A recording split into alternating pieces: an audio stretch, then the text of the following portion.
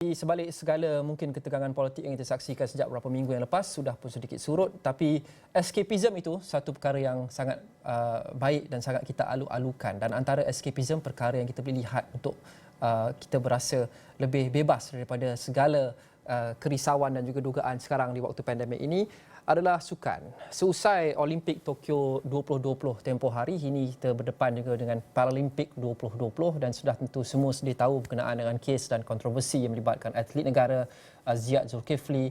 Jadi saya mau membincangkan berkenaan dengan hal ini bersama dengan Datin Fauziah Muhammad Ramli, bekas chef de mission Paralimpik pada tahun 2000 untuk Malaysia. Bukan sahaja berkenaan dengan isu itu, tapi bagaimana kita boleh menambah baik lagi struktur kita, struktur Paralimpik, dan bagaimana kita membangunkan atlet Paralimpik bergerak ke hadapan. Saya bersama dengan Datin Fauziah sekarang. Datin, Assalamualaikum. Waalaikumsalam.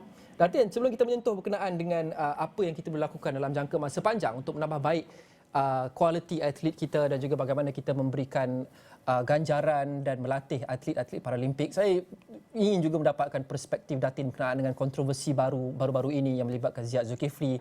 Delegasi Malaysia tidak berpuas hati, kemudian International Olympic Committee mengatakan bahawa itu undang-undang.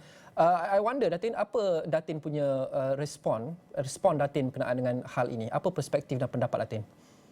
Saya sebenarnya tak berapa nak fokus kepada isu-isu kontroversi.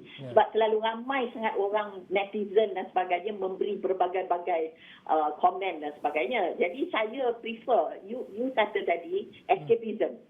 Sukan ini adalah escapism bagi warga emas macam saya. Jadi saya nak anjak paradigma anda kepada satu perspektif lain. Boleh tak? Boleh, tapi sebelum itu satu soalan untuk Datin. Datin, adakah, kerana ada juga perdebatan sama ada kita patut memberi ganjaran kepada Ziyad walaupun secara teknikalnya beliau disqualified dan perlu memberikan ganjaran.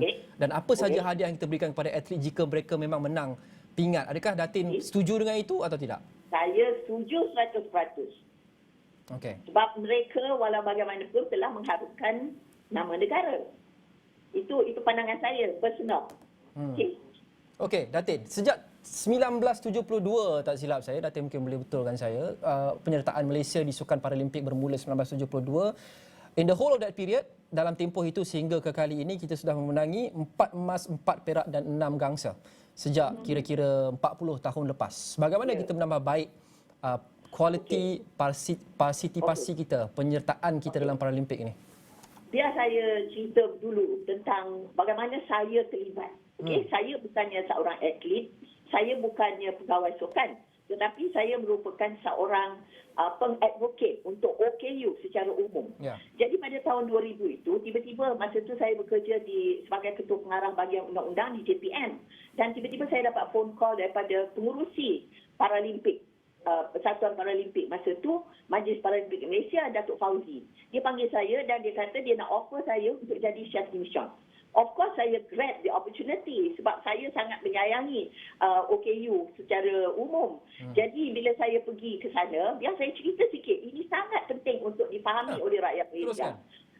Saya pergi ke sana dan masa nak pergi tu, masa kita nak prepare tu, memang we were not well prepared.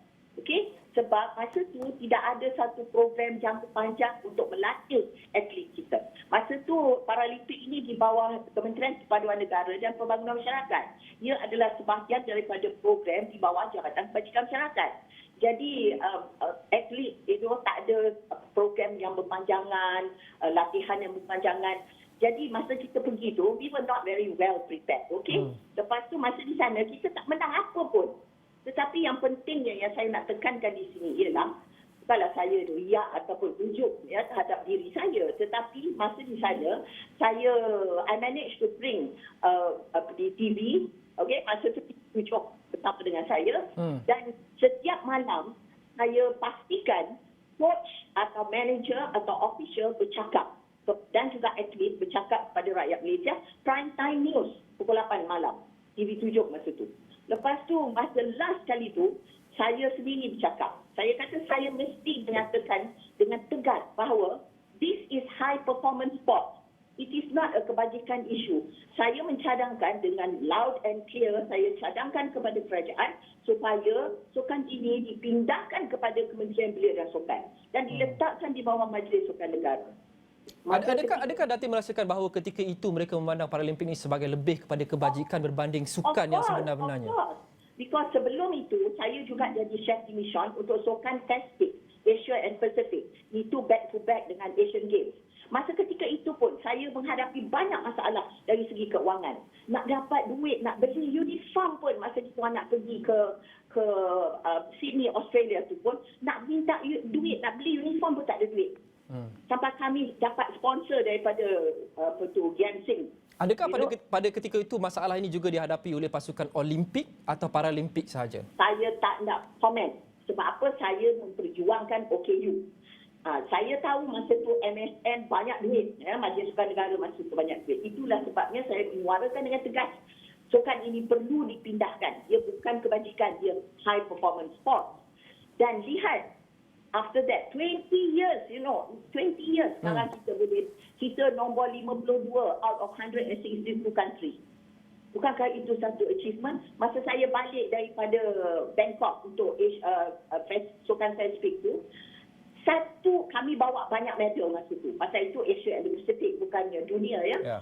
Masa tu, saya terpaksa panggil pegawai saya untuk membeli bunga nak kalungkan saya punya atlet. Seorang pun tak datang. Begitulah pandangan orang ketika itu terhadap Paralympians, terhadap OKU melibatkan diri mereka dalam. Dan sejak 20 tahun lepas hingga ke hari ini, adakah Datin merasakan progres yang kita sudah lakukan dalam arena Paralimpik itu sangat bagus? Sebab mereka ada fasiliti yang begitu bagus disediakan oleh Kementerian Belia dan Sukan. Ya, dan mereka menjalani training.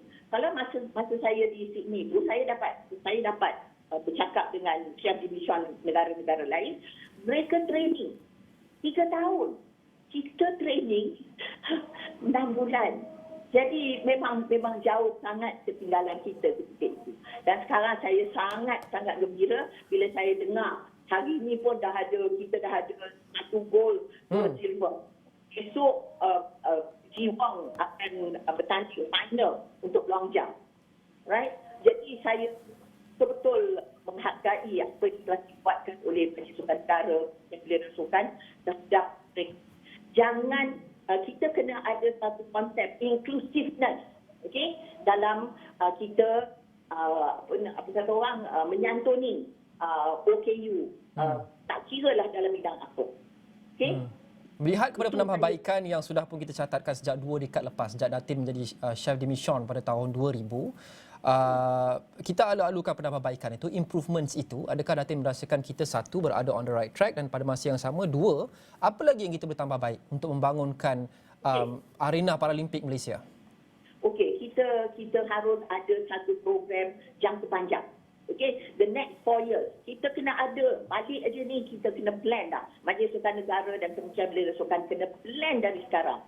Kemudian kita kena pergi ke peringkat negeri, pergi ke MSA, sukan di peringkat negeri dan daerah. Cari di manakah tunas-tunas bakat-bakat yang ada di kalangan OKU, di sekolah-sekolah khas dan sebagainya. Bawa mereka, train mereka. Dan ini mungkin saya tak tahu sebab saya dah meninggalkan kerajaan selama hampir 18 tahun dan saya tak ada berkhidmat dengan di sektor awam. Mungkin ada dibuat, tapi saya ingin mencadangkan supaya usaha ini hendaklah dibuat secara bersemangat, secara terancang betul-betul, supaya by the time we go for the next Paralympic Games in 4 years time, kita dah ada dah. Dan kita tak ada the same people. Masa saya pergi dulu, ada satu powerlifter, nama dia Mariapan. Tiap kali Mariapan pergi, tidak ada satu usaha untuk melatih yang lain. So kita kan ada pelapis-pelapis di dalam serba bidang sukan yang kita ceburilah. Seperti juga sukan orang biasa. Sukan Olimpik.